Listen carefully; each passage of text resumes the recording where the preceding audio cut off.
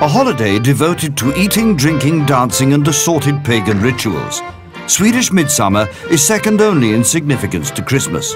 This is a guide to making the most of it. First, buy everything in the starter kit. Remember, here everyone brings their own drinks. Make sure you get to the state-owned off-license in plenty of time, just in case you're whisked off to an island somewhere.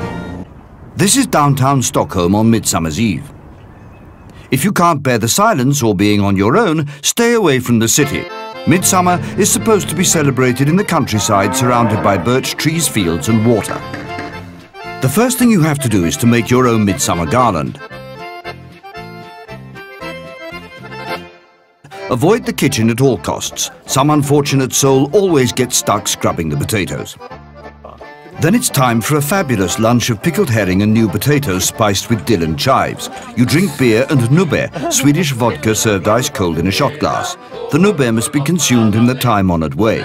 Always preceded with the nubbe visa, a short humorous song. We recommend 2 beers per nubbe. This will improve both your singing and your Swedish. No midsummer is complete without a sudden downpour. Fortunately, it usually stops as unexpectedly as it started. After lunch, it's time to raise the maypole, the ancient fertility symbol. Watch carefully and you should be able to work it out.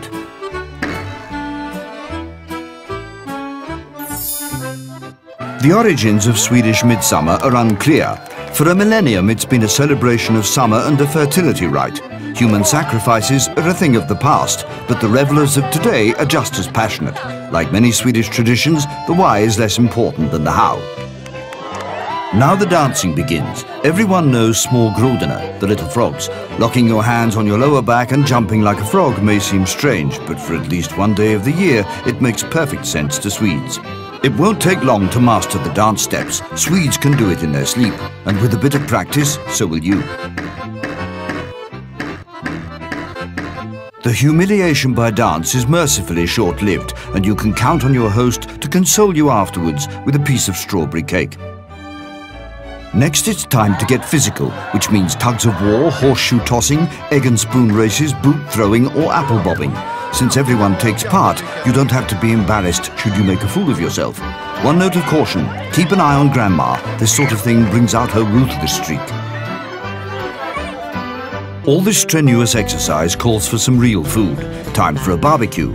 Since all Swedish men want to show off at the grill, this might be a good time to get to know some Swedish women. Anything can go on the grill. Meat, fish, vegetables or fruit. There's definitely room to experiment here.